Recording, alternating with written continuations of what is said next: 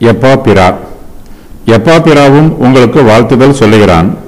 உங்களை சேர்ந்தவனும் கிறிஸ்துவின் ஊழியக்காரனுமாகிய இவன் நீங்கள் தேவனுக்கு சித்தமானவைகள் எல்லாவற்றிலும் தேறினவர்களாயும் பூரண நிச்சயம் உள்ளவர்களாயும் நிலை நிற்க வேண்டும் என்று தன் ஜெபங்களில் உங்களுக்காக எப்பொழுதும் போராடுகிறான்.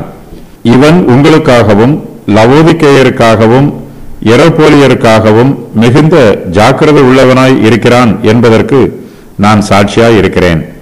எப்பாப்பிரா கொலோசையரை சேர்ந்தவர், கிறிஸ்துவின் ஊழியக்காரர். சிநேகிதர்களுக்காக கர்த்தரிடத்தில் எப்படி ஜெபிப்பது என்பதை இவர் பவுலிடமிருந்து கற்றுக்கொண்டவர்.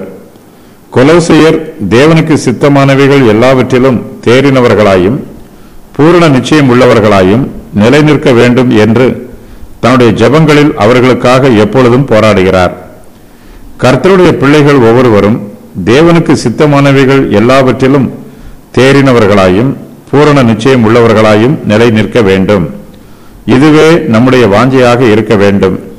பிறருக்காக ஜெபிக்கும் போது இப்படிப்பட்ட வாஞ்சை அவர்களுக்குள்ளும் இருக்க வேண்டும் என்று ஜெபிக்க வேண்டும்.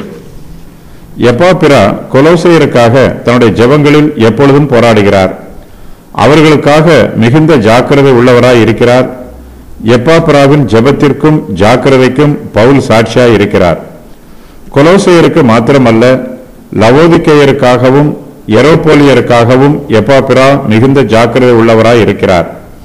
லவோதிக்கேயா கொலோசைக்கு மேற்கே பிரிக்கியாவில் உள்ளது. எரோபோலி கொலோசைக்கு அருகே பிரிக்கியாவில் உள்ள பட்டணம். அக்காலத்தில் இது ஒரு பரிசுத்த பட்டணம் என்று அழைக்கப்பட்டது. ஏனெனில் இந்த பட்டணத்தில் அப்பல்லோ, தியானாள், ஊகியா, அஸ்குலோபியஸ் ஆகிய புறஜாதி தெய்வங்களுக்கு கோவில்கள் கட்டப்பட்டிருந்தன.